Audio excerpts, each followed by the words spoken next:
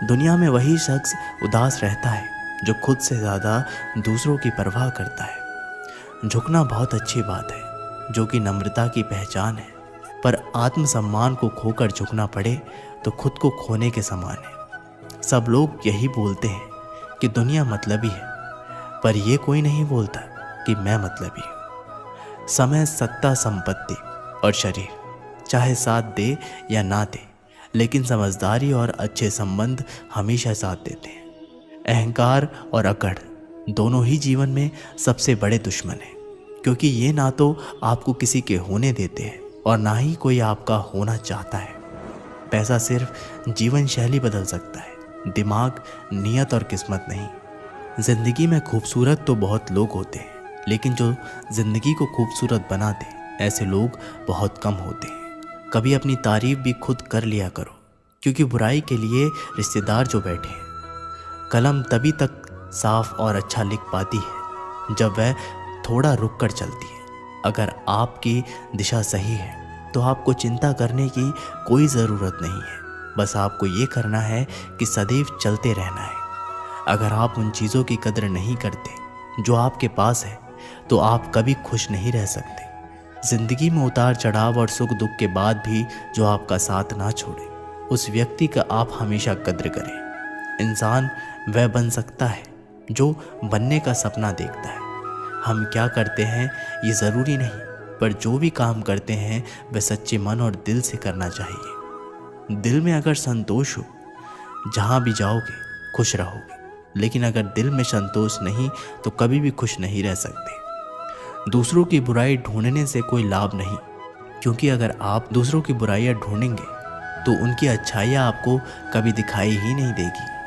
श्री कृष्ण कहते हैं, अपमान का बदला लड़ाई करके नहीं, सामने वाले से अधिक सफल होकर लिया जाता है। बुरा करने का ख्याल आए तो कल पे डालो, अच्छा करने का ख्याल आए तो आज ही कर डालो।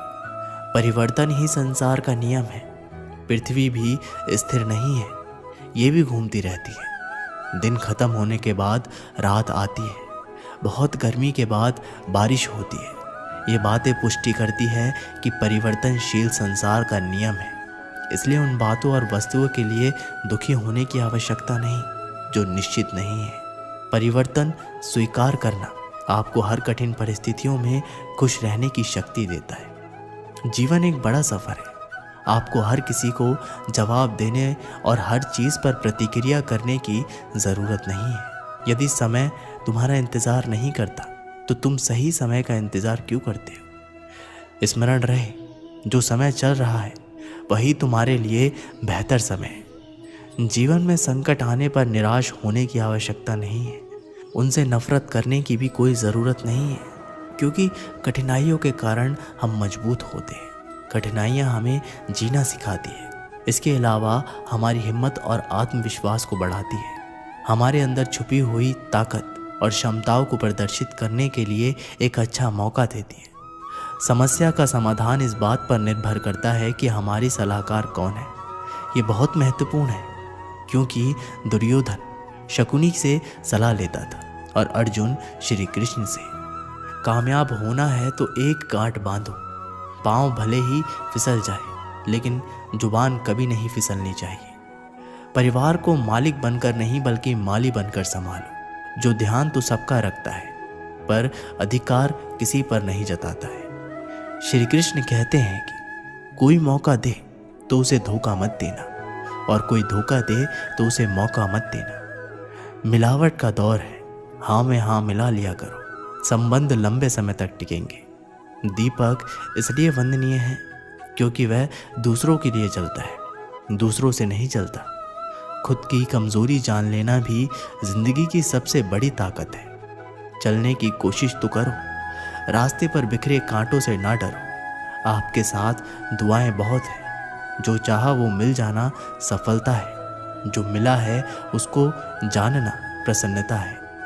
जिंदगी का सबसे खूबसूरत पौधा विश्वास है, जो ज़मीन में नहीं दिल में उगता है। बदला लेने की नहीं, बदलाव लाने की सोच रखिए। समझदार व्यक्ति वो नहीं जो ईंट का जवाब पत्थर से दे। समझदार व्यक्ति तो वो है जो फेंकी हुई ईंट से अपना घर बना ले। जब आप ऊंचाइयों की सीढ़ी चढ़ रहे हो तो पीछे छोटे लोगों से बहुत अच्छा व्यवहार करें, क्योंकि उतरते समय यही सभी रास्तों में फिर मिलेंगे। बदल जाती है हर चीज़ इस संसार में, बस थोड़ा इंतज़ार करो। किसी का दिल बदलेगा तो किसी के दिन बदलेंगे। ईश्वर कहते हैं तुम किसी का कुछ मत बिगाड़ना, मैं तुम्हारा कुछ भी बिगड़ने नहीं दूंगा। जीवन अगर खुश रहना है तो स्वयं को एक शांत सरोवर की तरह बनाए, जिसमें कोई अंगार भी फेंक दे तो खुद ब खुद ठंडा हो जाए। मुलाकात ज़रूरी है अगर रिश्ता बचाना है। लगातार भूल जाने से तो पौधे भी सूख जाते हैं। अपनी नज़र हमेशा उस चीज़ पर रखो जिसे तुम पाना चाहते हो, उस पर नहीं जिसे तुम खो चुके हो। इंसान की आदत है, नहीं मिला तो सब्र नहीं करता और मिल जाए तो कद्र नहीं करता। जिंदगी में सब लोग दोस्त या रिश्तेदार बनकर नहीं आते, कुछ लोग सबक बनकर भी आते हैं। पीठ हमेशा मजबूत रखिए, क्योंकि शाबाशी और धोखा दोनों ही पीछे से मिलते हैं। कुछ लोग आपसे इसलिए भी नफरत करने लग जाते हैं क्योंकि आपकी सही बातें उन्हें कड़वी लग जाती है। जो साथ रहकर भी किसी और के हो वो दूर रहे तो ही अच्छा है। किस्मत सिर्फ मेहनत से बदलती है, बैठकर सोचते रहने से नहीं। श्री कृष्ण कहते हैं यदि मेरा भक्त मौन होकर सब सुन रहा है तो स्मरण रखिए उसकी मौन और विश्वास का उत्तर मैं स्वयं देता। सिर्फ उसी के सामने झुको, वह किसी के सामने तुम्हें झुकने नहीं देगा। श्री कृष्ण कहते हैं करने दो जो आपकी बुराई करते हैं। ऐसी छोटी छोटी बातें तो सिर्फ छोटे लोग ही करते हैं। एक समय की बात है, गुरुकुल में शिक्षा प्राप्त कर रहे एक शिष्य को अपने पिता का संदेश मिला। पिता ने उसे घर बुलाया था। बिना देर किए शिष्य गुरु के पास गया और उनसे घर जाने की अनुमति मांगी। गुरु द्वारा अनुमति दे दी गई और अगले दिन शिष्य घर की ओर निकल पड़ा। वह पैदल चला जा रहा था। गर्मी के दिन थे, रास्ते में उसे प्यास लगी। वह पानी का स्रोत ढूंढते हुए आगे बढ़ने लगा। रास्ते एक किनारे उसे एक कुआं दिखाई पड़ा। उसने कुएं से पानी निकाला और अपनी प्यास बुझाई। उस कुएं का पानी शीतल और मीठा था। शिष्य उसे पीकर तृप्त हो गया।